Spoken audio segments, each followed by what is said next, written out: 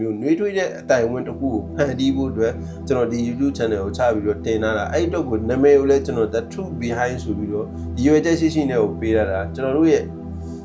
မပြောပြပြတဲ့ယင်တွေကဘဝမအေးဝဲစီစဉ်လို့ရအဆင်ပြေချိုးဝင်နေရမှာမဟုတ်တာတဲ့ brother တယောက်ကတစ်ခေါက်ပြောဘူးလေကျွန်တော်ဟုတ်တယ်ဗျာတော့ဗာလဲဆိုတော့ကျွန်တော်အစအနေအဆုံ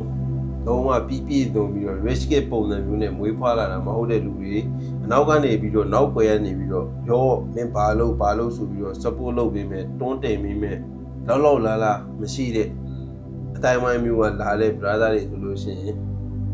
ဟုတ်ပါတယ်ခုနပြောတဲ့စကားလေးတို့ပါပဲဘဝမအေးဝဲစီစဉ်လို့အစရအဆင်ပြေချုံးမွေးနေမှာမဟုတ်ပါဘူးကျွန်တော်တို့ကကြောထုံးလောက်ခံမရှိပဲကိုတိုင်းရုံးရတယ်ဆိုတဲ့အခြေအနေမျိုးတွေအရှင်းမှာဖောက်ပြီးသားလမ်းမရှိတဲ့ကောင်မျိုးတွေကိုယ်တိုင်လမ်းဖောင်းမရမယ့်ကောင်တွေဆိုတော့ကျွန်တော်တို့ကသူများထက်ပိုပင်ပန်းတယ်ပဲတည်တယ်စိတ်တန်ရာတွေအများကြီးရတယ်စိတ်ချမ်းသာချက်တွေကျွန်တော်တို့ကသူများထက်ဆိုင်အများကြီးကျွန်တော်တို့ရှိမှာနာကြည့်ချက်တွေချို့တဲ့မှုတွေတည်တယ်မလုံလောက်မှုတွေကျွန်တော်တို့ကအပြည့်အဝရင်ထဲမှာခံစားရပြီးသားကောင်အထူးသဖြင့်ကျွန်တော်နဲ့အသက်တူရွယ်သူရှိနိုင်မဲ့လူမျိုးတွေဘယ်အသက်ရွယ်ရှိမလဲဆိုလို့ရှိရင်ကျွန်တော်တို့90 born တွေပေါ့နော်1990နောက်ပိုင်းမွေးတဲ့ born တွေကျွန်တော်တို့93 born ကျွန်တော်တို့အသက်အရွယ်နဲ့ကျွန်တော်တို့မွေးဖွားလာတဲ့ခေတ်ကာလအပိုင်းခြားရကျွန်တော်တို့ကနည်းနည်းလေးရှေ့မီနောက်မီဆိုတဲ့ပုံစံမျိုးပေါ့နော်ဒီကျွန်တော်တို့ဒီ digital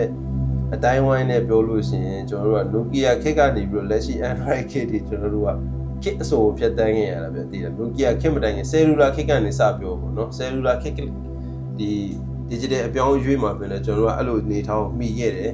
ပြီးရင် mindset ပိုင်းဆိုင်ရာတွေမှာဆိုလို့ရှိရင်လည်းကျွန်တော်တို့ကတကယ်ကိုဝါကြတယ်ပဲသိတယ်နော်တကယ်ကိုဝါကြတယ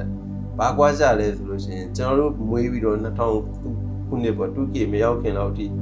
2K နောက်ပိုင်းလောက်ထိကကျွန်တော်တို့ကအရင်ခေတ်အရင်အခြေအနေကလူကြီးတွေလောင်းရိတ်ကနေပြီးတော့လုံးဝရုံးမထွက်နိုင်ခဲ့ဘူးအဲ့ဒီအချိန်ကဘယ်ထိပါလာလဲဆိုလို့ရှိရင်ကျွန်တော်ဆိုရင်အသက်30 28-30 ထိကျွန်တော်ရဲ့အဲ့ဒီခံစားချက်အဲ့တခုခုဆိုချိန်ရမယ်တခုခုဆိုအရန်အာနာတက်ကမယ်တခုခုဆိုလို့ရှိရင်ကိုဦးစားမပေးရဘူးအဲ့လိုခံစားချက်မျိုးတွေကကျွန်တော်တို့ရင်းထဲမှာလုံးဝကိန်းအောင်နေတာသိတယ်ငါလို့ရေသူ့ဘာဖြစ်သွားမလဲဒါမှမဟုတ်ငါလှုပ်လိုက်တာပြည့်စုံမဖြစ်ရင်လူတွေငါ့ကိုဘာပြောကြမလဲအဲ့လိုဗျာအဲ့လိုခံစားချက်တွေပြီးရင်ကျွန်တော်တို့ရဲ့ငယ်ဘဝတွေများသောအားဖြင့်ကျွန်တော်ခုနပြောခဲ့တယ်နော်ကျွန်တော်ခုနပြောခဲ့တယ်ဆိုတာပြည့်စုံနဲ့ဟိုဖောက်ပြီးသားလမ်းရှိတဲ့ brother တွေအတွက်ဆိုတော့ဒီဗီဒီယိုအဆင်ပြေမှာမဟုတ်ဘူးဒါသူတို့တော့မဟုတ်ကျွန်တော်အခုလက်ရှိဒီဗီဒီယိုကဘယ်လိုလူတွေအတွက်လဲဆိုလို့ရှိရင်ကျွန်တော်တို့လိုပေါ့ငယ်ဘဝပြည့်စုံကုန်လုံးမှုမရှိခဲ့ဘူးကျွန်တော်တို့ရှိမှာချိုးတဲမှုတွေအများကြီးရှိခဲ့တယ်ကျွန်တော်တို့မှာမကောင်းတဲ့ bad memory တွေတပုံရင်းရှိခဲ့တယ်ကိုယ်တိုင်လုပ်ခဲ့တဲ့အမှားတွေရောကိုနဲ့ဘာမှမဆိုင်မင်းနဲ့လက်ခံရရှိတတ်တဲ့နာကြည့်တရားတွေရောခံစားချက်တွေရောကျွန်တော်တို့ရှိမှာအများကြီးရှိတယ်ကျွန်တော်တို့လောက်ရမှာတစ်ခုပဲရှိတယ်ကျွန်တော်တို့ဒီ trap ထဲမှာပိတ်မိနေလို့မရဘူးအဲ့ဒီခံစားချက်တွေကိုရင်းထဲမှာပိုက်ပြီးတော့ခင်ဗျာကျွန်တော်တို့ဘူးနေလို့မရအောင်သိတယ်ငါဘာလို့ရမလဲမသိဘူးရှင်းမှာပေါက်ပြီးသားတွားဖို့လမ်းမရှိတဲ့ကောင်တော့ကတကယ်ကိုခင်ဗျာအပေါ်ရောက်ဖို့ထွန်းပေါ်ဖြစ်ဖို့တော့တော်တော်ခက်ခဲတာတော်တော်ပင်ပန်းတာခင်ဗျာစိတ်တက်ကအချိန်ချင်းပြုတ်ကြတာဟိုအောက်စိတ်တက်ကဟိုအောက်ကိုအချိန်ချင်းပြုတ်ကြတယ်လောက်ကြည့်လိုက်တယ်ဗျာတခုခုအစင်မပြေပြန်ကြဟိုအောက်လူကြီးပဲကြတာမဟုတ်ဝင်နေတဲ့အင်ကန်ကြီးပဲရက်သွားတာမဟုတ်စိတ်တက်ပါဟိုအောက်ကိုပြန်ကြသွားတဲ့အချိန်မို့အများကြီးကျွန်တော်တို့ကြုံတွေ့ခဲ့ရတယ်လက်ရှိအချိန်တွေခုနကျွန်တော်ပြောသလိုကျွန်တော်တို့ mindset ပိုင်းဆိုင်ရာအပြောင်းရွှေ့တွေမှာလည်းကျွန်တော်တို့ကအဓိကကြတဲ့နေရာတစ်ခုမှရှိတယ်2K20 ကျွန်တော်တို့တက်ကလေး2000နောက်ပိုင်းမွေးတဲ့ကလေးတွေနဲ့ကျွန်တော်တို့နဲ့စိတ်ခံစားချက်ပိုင်းဆိုင်ရာအများကြီးကွာခြားမှုရှိတယ်သိတယ်အများကြီးကွာခြားမှုရှိကျွန်တော်တို့ကသူတို့ကိုလက်ရှိအချိန်မှာဆိုရင်ကျွန်တော်တို့ကသူတို့ကိုလည်းမှီအောင်ပြန်လိုက်နေရသေးတယ်လို့တစ်ဖက်မှာကျွန်တော်တို့အရင်ရခဲ့တဲ့လူကြီးတွေကျွန်တော်တို့ကိုရိုက်သွင်းခဲ့တဲ့ mindset တွေကနေပြီးတော့လွတ်အောင်လည်းကျွန်တော်တို့ကကြိုးစားနေရတယ်ကျွန်တော်တကူတဲ့အတွက်ဟန်နေပဲနိုင်ပြီးတော့ရင်ပြောပြမတရားအာဏာတဲ့ဘယ်တော့အာနာလဲဆိုလူတယောက်ကို तू လုံးနေတာမဟုတ်မှန်းသိရင်တော့အဲ့မဟုတ်ဘူးမရောက်မင်းမားနေပြီနော်ဆိုတော့သွားပြောဖို့အတွက်ကိုအချိန်ချင်းစဉ်းစားတာအာနာတာဥတီချင်မရှိဘဲနဲ့ကိုကျွန်တော်တို့အာနာ ဒီဟာပြောလိုက်လို့ရှိရင်သူငါ့ကိုစိတ်ဆိုးသွားမှာဘာမှမဆိုင်တဲ့အကြောင်းအရာတွေတွေးပြီးတော့ကျွန်တော်တို့ကအဲ့ဒီခံစားချက်တွေကိုရင်ထဲမှာပိုက်ပြီးအဲ့ပုံစံမျိုးကြီးတွေဖြစ်နေတာဒါအရင်ကကျွန်တော်တို့ပြောပြီးလူကြီးတွေအရှိကိုဖျက်သွားတဲ့အချိန်မျိုးမှာဆိုလို့ရှိရင်ဟိုဘယ်လိုပြောမလဲရှိန်တာဗျာတည်တယ်တယောက်တစ်စုံတယောက်ကိုတဏှာရာတစ်ခုခုကြီးကြကိုယ်နဲ့မသက်ဆိုင်တဲ့အရာတစ်ခုခုဆိုလို့ရှိရင်ရှင်ရမယ်ဆိုတဲ့ပုံစံမျိုးကြီးကိုကျွန်တော်တို့ရိုက်သွင်းခံတာတည်တယ်ရမ်းဆူးတယ်ဗျာအဲ့ကိစ္စကျွန်တော်တို့ကအခုအဲ့ဒီခံစားချက်တွေအဲ့ဒီဟိုဘယ်လိုပြောမလဲအစွဲတွေကနေလေကျွန်တော်တို့ကရုံးထွက်နေရတယ်လို့တစ်ဖက်မှာလည်းပါလဲဆိုတော့ခုနကကျွန်တော်ပြောသလို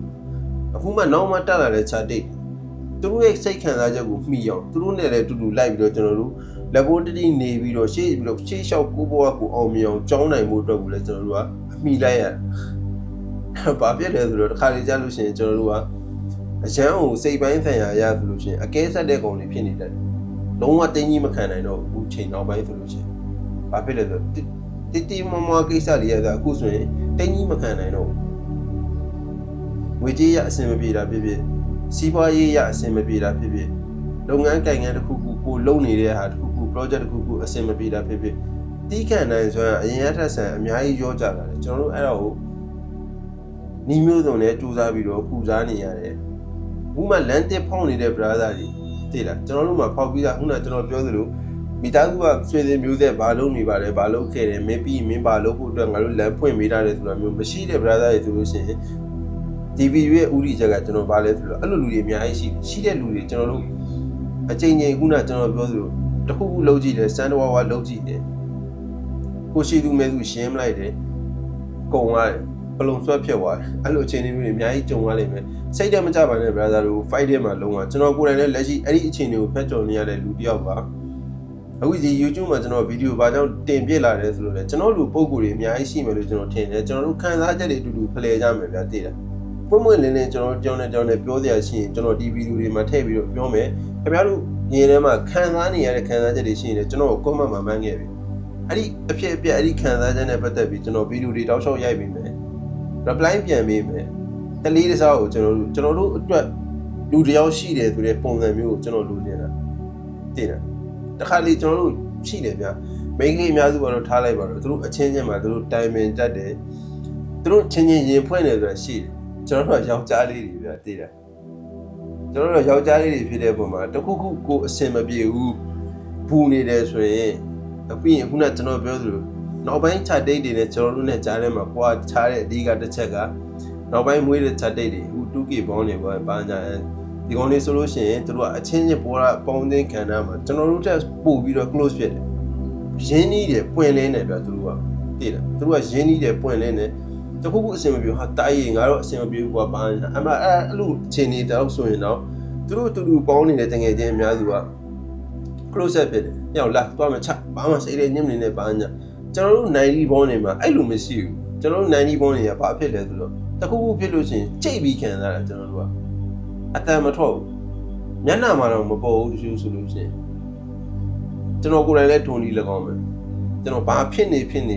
ေနောက်တနေရာကိုသွားရင်အဲ့တနေရာရဲ့ပုံစံကိုချိန်ပြီးတော့လိုက်နေတယ်ကိုရှင်ထဲမှာအဆိုင်ကဲတွေထည့်ထားတယ်တိန်းထားတယ်ဘူးမှလည်းပြောပြခွင့်မရတဲ့ဟာမျိုးတွေအများကြီးရှိတယ်ကျွန်တော်ရှိမှာအချိန်တွေအများကြီးရှိတယ်အဲ့တော့ကျွန်တော်ဒီ YouTube channel မှာဘာလုပ်မလဲဆိုလို့ရှိရင်ခင်ဗျားတို့ရှင်ထဲမှာဖြစ်နေတဲ့ကဏ္ဍဘူးမှပြောပြဖို့အဆင်မပြေဘူးဆိုတဲ့အကြောင်းအရာမျိုးတွေရှိတယ်ဆိုလို့ရှိရင်ကျွန်တော် comment box မှာရေးခဲ့ကျွန်တော်တယောက်ချင်းစီတိုင်းကိုလေးလေးစားစားနဲ့ reply ပြန်ပေးမယ်ကျွန်တော်ခင်ဗျားတို့အတွက်ရှိတယ်ခင်ဗျားတို့ကျွန်တော်အတွက်ရှိတယ်ဆိုတဲ့ပုံစံမျိုးနှွေးထွေးတဲ့အတိုင်ဝင်တစ်ခုကိုဖန်တီးဖို့အတွက်ကျွန်တော်ဒီ YouTube channel ကိုချပြီးတော့တင်လာတာအဲ့တော့ကိုနာမည်ကိုလည်းကျွန်တော် The Truth Behind ဆိုပြီးတော့ဒီရွေးချက်ရှိနဲ့ကိုပေးရတာကျွန်တော်တို့ရဲ့မပြောပြပြတဲ့ယင်တွေကအမှန်တရားတွေပဲသိလားကျွန်တော်တို့ဘယ်သူမှတိုင်ပင်ခွင့်မရတဲ့အကြံဉာဏ်တွေကျွန်တော်တို့ဒီ channel မှာနှွေးထွေးနဲ့တယောက်နဲ့ကျွန်တော်တို့တိုင်ပင်ရမယ် community လေးတစ်ခုဖန်တီးနေတာပဲသိလားကျွန်တော်ပြောချင်တော့သဘောပေါက်မယ်လို့မျှော်လင့်ပါတယ်ရင်းထဲမှာရှိနေတဲ့အကျိတ်ခဲတွေအဆိုင်ခဲတွေဘယ်သူမှပြောပြခွင့်မရတဲ့ကျွန်တော်တို့ရဲ့ရင်းထဲကအမှန်တရားတွေကျွန်တော်တို့ဒီနေရာမှာဖွင့်ထုတ်ကြမယ်ပြောကြမယ် brother လို့လည်းဖြစ်နိုင်တယ်ဆိုလို့ရှိရင်ရိုက်ပါဗီဒီယိုတွေကျွန်တော်ဒီပုံစံမျိုးနှွေးထွေးတဲ့အတိုင်းဝင်တစ်ခုကျွန်တော်လိုချင်ပါတယ်ဒါလိုအပ်တယ်လို့ကျွန်တော်ထင်တယ်ဗျာတခြားနိုင်ငံတွေကမှာကျွန်တော်ကြည့်လိုက်တဲ့အချိန်မျိုးမှာလူတိုင်းမှာရှိတယ်နိုင်ငံတိုင်းမှာရှိတယ်ခင်ဗျားတို့လည်းရုပ်ရှင်တွေမှာမြင်မှုတွေမှာလူတွေ50ယောက်20လောက်စုဖွဲ့ပြီးတော့ ရင်ထဲမှာရှိနေတာဟာပုံမှန်လေးလေးပြောကြတယ်နောက်လူတွေက support ပေးတယ်ဘလို့မဆိုခမားရင်ထဲမှာရှိတဲ့ဒီအဆိုင်ခေကြီးရဲ့ percentage ကရောကြပါမယ်ရောကြသွားရင်ဘာဖြစ်မလဲဆိုတော့ဆက်ပြီးတော့ခမားတို့ရဲ့ဒီကျွန်တော်တို့ရဲ့အရှိကြီးကျန်တဲ့ဘဝခီးကိုကျွန်တော်တို့ဆက်ပြီးတိုက်လို့ရတယ်တည်တယ်အားတွေပြန်ဖြစ်လာမှာဗျာကျွန်တော်အဲ့ဒါလိုချင်တယ်โอเคပါအဲ့တော့ရင်ထဲမှာရှိနေတဲ့အဆိုင်ခဲတွေ brother တို့ဖောက်ထုတ်ချင်တာတွေရှိရင်ကျွန်တော်နဲ့ပတ်သက်ပြီးမြင်တာမျိုးရှိရင်လည်း comment မှာလွတ်လွတ်လပ်လပ်ရေးခဲ့ပါကျွန်တော် reply ပြန်ပေးပါမယ်ဗျာကျေးဇူးအများကြီးတင်ပါတယ်